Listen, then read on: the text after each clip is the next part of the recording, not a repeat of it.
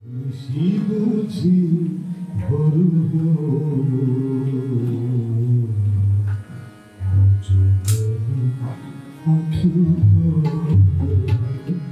কবি কাজী নজরুল ইসলামের ১২৬তম জন্মজয়ন্তী উপলক্ষে প্রাচ্য সংঘ যশোরে আলোচনা, গান ও কবিতা আবৃত্তি অনুষ্ঠান সম্পন্ন হয়েছে।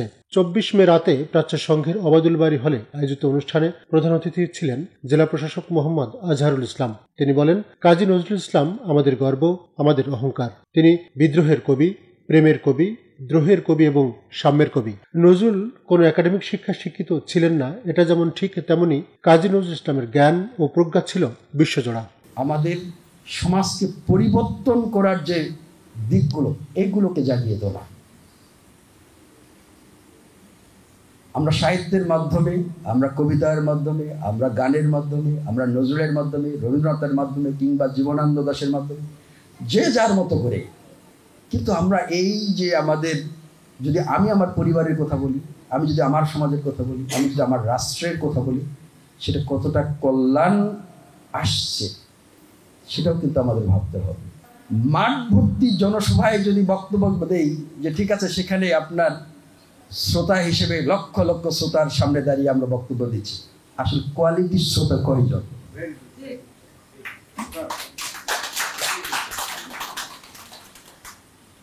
আপনার লক্ষ লক্ষ হাজার হাজার সাহিত্য রচনা করেন, মেঘনাদ বধ কয়টা আছে? আপনার নজরুল, রবীন্দ্রনাথ নিয়ে আমরা আলোচনা করি, তাকে অনুধাবন করা, বোঝার মতো আমাদের কয়জন সেই রকম শ্রোতা আছে বা পাঠক আছে? এই জায়গাগুলো থেকে আমাদের নতুন পাঠকের চিন্তাটাই হলো আসল জিনিস।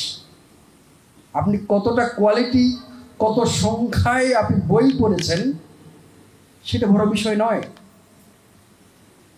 আপনি সেই সংখ্যার বইতে আপনি কি অনুধাবন করেছেন, কোন সমাজকে কতটুকু বুঝতে পেরেছেন, কোন লেখকের সাথে আপনার কতটুকু সম্পর্ক তৈরি করতে পেরেছেন, সেটাই বড় কথা। সংখ্যায় কতগুলো পড়াশোনা করছেন সেটা না দেখে আপনি যতটুকু জানি যে লেখাটা পড়ি না কেন, সেখান থেকে আমরা একটা সম্পর্ক তৈরি করা, লেখকের সাথে পাঠকের যদি সম্পর্কটা ভালো তৈরি হয়ে যায় এবং যেই লেখক তার লেখার মাধ্যমে পাঠকের সাথে যত সুন্দর সম্পর্ক তৈরি করতে পারেন, সেই লেখক তার জীবনে ততই সার্থকতা অর্জন করেন। বিশেষ অতিথির বক্তব্য রাখেন যশোর জেলা পরিষদের প্রধান নির্বাহী কর্মকর্তা মোহাম্মদ আসাদুজ্জামান। তিনি বলেন, ৭১-এর মহান মুক্তিযুদ্ধে যেমন কাজী নজরুলের রচনা সমগ্র মুক্তিযোদ্ধাদের প্রেরণা জুগিয়েছিল, তেমনি ২৪ জুলাই আন্দোলনেও আমাদের ছাত্র জনতাকে নজরুলের গান ও কবিতা উৎসাহ হিসেবে কাজ করেছে। যেখানে লাঞ্ছনা ছিল, গঞ্জনা ছিল, বঞ্চনা ছিল, নিপীড়ন ছিল, সেখানেই কিন্তু কাজী নজরুল ইসলাম গর্জে উঠেছেন। শ্যামাসঙ্গীত চর্চার বিষয় বলেছেন, ইসলামিক গান কবিতার কথা বলেছেন, ঈদের যে গানটার কথা বলেছেন। নজরুল নাই কোথায় আপনার? তা নজরুলকে ধারণ করার যে জায়গাটি, আমি মনে করি যে একজন বাংলাদেশি হিসেবে, বাঙালি হিসেবে আমাদের ওই জায়গাটি খুব ইম্পর্টেন্ট। বিশেষ করে আজ যারা আমাদের সোনামণিরা সামনে আছে, তাদের সামনে নজরুল চর্চার যে জায়গাটি, সেটি অবারিত করা দরকার। প্রাচ্য সংঘ যশোরের সভাপতি কবি কাছেদুজ্জামান সেলিমের সভাপতিত্বে আলোচনায় অংশ নেন প্রেস ক্লাব যশোরের সভাপতি জাহিদ হাসান টুকুন ও প্রাচ্য সংঘ যশোরের প্রতিষ্ঠাতা, লেখক, গবেষক, অ্যাক্টিভিস্ট বেনজিন খান।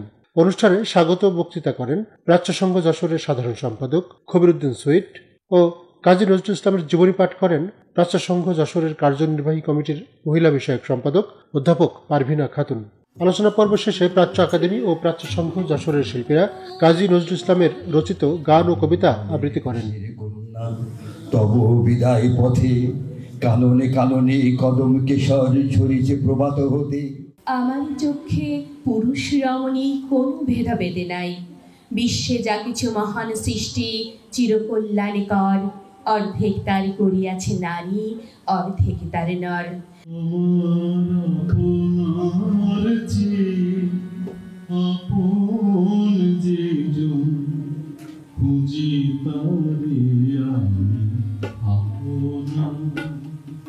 তরিকুল ইসলাম তারেক, নিউজ জন বিডি, যশোর।